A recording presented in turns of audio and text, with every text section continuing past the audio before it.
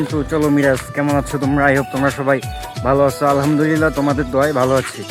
তো অবস্থান করতেছি সেই বরাবরের মতো আগের জায়গায় যেখানে কাজ করি প্রতিনিয়ত।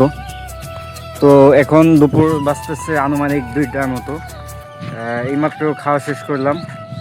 তো এখন এখানে রেস্ট নেওয়ার জন্য আসলাম গাছতলায়। দেখো তোমরা, এখানে কিন্তু অনেক আম গাছ আছে। তো এখানে বসবো। তো চারপাশের পরিবেশটা খুব সুন্দর, সবুজ শ্যামলে আমাদের বাংলাদেশের প্রকৃতি কিন্তু খুব সুন্দর।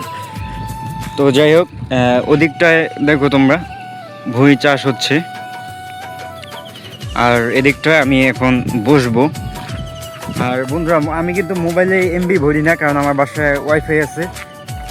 এই যে কাজ থেকে সারাদিন, কাজ থেকে বাসায় যাওয়ার পরে সন্ধ্যার টাইমে এই মোবাইল নিয়ে বাসার ভেতরে টিপা শুরু করি। ওয়াইফাই মনে করেন প্রত্যেক দিন 15-20 জিবি করে শেষ করে ফেলাই।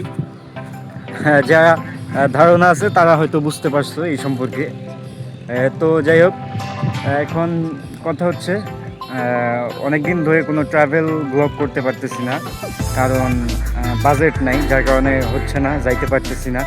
এদিকে সামির ভাই বারবার মেসেজ করে যাওয়ার জন্য, কিন্তু আসলে কাজ একদিন যদি আমাদের কাজ না হয় গ্যাস, বাস্তব কথা কিন্তু এটা, একদিন যদি কাজ না হয় তাহলে আমরা কিন্তু মানে মনে হয় আকাশটাই যেন মাথার উপরে ভেঙে পড়ে এরকম অবস্থা, একদিন যদি কাজ মিস দেই।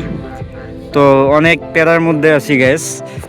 তো তোমরা দোয়া করো যেন খুব শীঘ্রই এগুলো থেকে মুক্ত হয়ে দেন ট্যুর করতে পারি। জানি না কোথায় যাওয়া হবে, তবে আশা আছে আবার ঢাকা যাব। তো ঢাকা যাওয়ার জন্য দ্রুতযান পঞ্চগড় এবং একতা এক্সপ্রেস, এই তিনটায় কুড়িগ্রাম এক্সপ্রেসও করা হয়েছে। এখন রংপুর এক্সপ্রেস আছে, লালমনি এক্সপ্রেস, বুড়িমারি, এই তিনটা। আর এদিকটা আছে চিলাহাটি এবং নীলসাগর এক্সপ্রেস। এই 5-6টা ট্রেন আছে যেগুলোতে এখনও ট্রাভেল করা হয় নাই কখনো। তো আশা করি সেগুলোতেও করব, তোমরা যদি সাপোর্ট করো।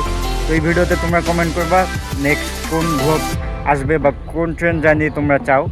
এবং তাছাড়া আমি কিন্তু প্রতিনিয়ত বিভিন্ন ট্রেনের সময়সূচি এবং যাত্রাবিরতি স্টেশন নিয়ে ভিডিও তৈরি করি। তো তোমরা যদি আর একটু সাপোর্ট করো তাহলে আরও উৎসাহিত হবে এই ধরনের ভিডিও বানানোর জন্য। আশা করি তোমরা সাপোর্ট করবা। যাই হোক, সবাই ভালো থাকো, সুস্থ থাকো। আল্লাহ হাফিজ।